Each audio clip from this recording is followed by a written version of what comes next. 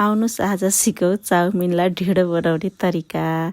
High guys, welcome back to my YouTube channel Sasa Sansar. अनि अर्को सानो मिनी ब्लगमा चाहिँ हजुरहरूलाई स्वागत गर्न चाहन्छु। आज चाहिँ अतिसाको कान छेड्ने साइत निस्केको भएर चाहिँ उसलाई मैले कान छेड्न लिएर गएँ।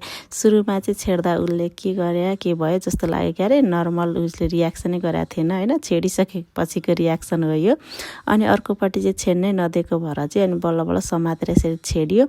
उसको चाहिँ अलिक ठुलो भयो कि हो, अलिक ढिलो भयो छेड्नलाई, किनभने गर्मी छ, कहिले अन्धशुक्र कहिले के भन्दै अनि आज चाहिँ फाइनली सायद निस्केर उसको चाहिँ मैले कान छेड्न लिएर गएँ। त्यसपछि लिएर आएपछि चाहिँ ऊ ह्याप्पी नै छ, आफैले समाउने चलाउने पनि गर्न थालिसकेको छ उसले है।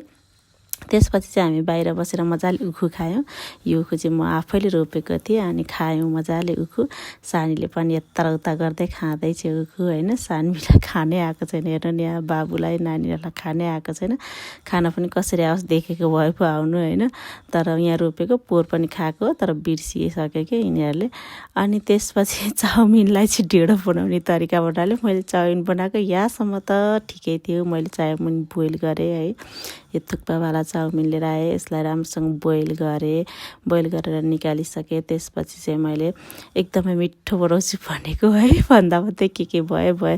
त्यसपछि चाहिँ यहाँ मासुलाई पनि मैले फ्राई गरेँ। यसलाई मासुलाई चाहिँ बोइल गरेर निकालेर हल्का बोइल गरेर निकालेर चाहिँ मैले फ्राई गरेँ। मासु पनि यत्तिको भइसकेको छ है। अनि त्यसपछि भरको भेजिजहरू राखेर, मलाई चाहिँ भेजिजहरू एकदम मनपर्छ क्या, धेरै नै राखेर खान्छु म। अनि भेजिजहरू मजाले राखेर यसलाई पनि पकाएँ होइन। यहाँसम्म ठिकै छ, सबै प्रोसेसहरू ठिकै छ। तर लास्टमा के भयो खुडियो कि अलि धेरै चलाएँ कि के भएको नि, यस्तै हुन्छ मेरो, के गर्नु है। अलि धेरै खुडिएको छ, त्यही भएर चाहिँ मैले चाउमिनलाई ढिँडो भनेको छु। तर मिठो चाहिँ एकदमै मिठो भएको थियो है। यो अलिक खुडिए पनि, अलिक भने जस्तो नभए पनि मैले चाहिँ एकदम राम्रो बनाउँछु भनेर सोचेको थिएँ। त्यस्तै भनेको दिन चाहिँ बिग्रिन्छ क्या फेरि, के गर्नु है। अनि यही अलि मिठो चाहिँ भयो थियो तर अलिक खुडियो, ठिकै छ होइन। अनि यहाँसम्म आइपुग्नु भने चाहिँ प्लिज सब्सक्राइब गर्न नबिर्सिनु होला। अनि हाम्रो मिनी भ्लग चाहिँ कस्तो लाग्छ हेरेर कमेन्ट पनि गरिदिनु होला। अनि मिनी भ्लगलाई चाहिँ हल्का माया पाइरहेको छु भन्ने फिल हुन्छ मलाई पनि होइन। यस्तो भएको थियो कि, तर नानीलाई एकदम मिठो लागेको थियो। सानीले पनि मजाले खाइरहेको थिएन, अलिअलि उसलाई मैले यस्तो कुराहरू त दिने कुरा होइन, तर घरिघरि रहर गरेको भएर चाहिँ अलिअलि दिन्छु। यसमा मैले त्यस्तो पिरोहरू केही नै राखेको छैन, सानीले पनि नखाने भएको भएर।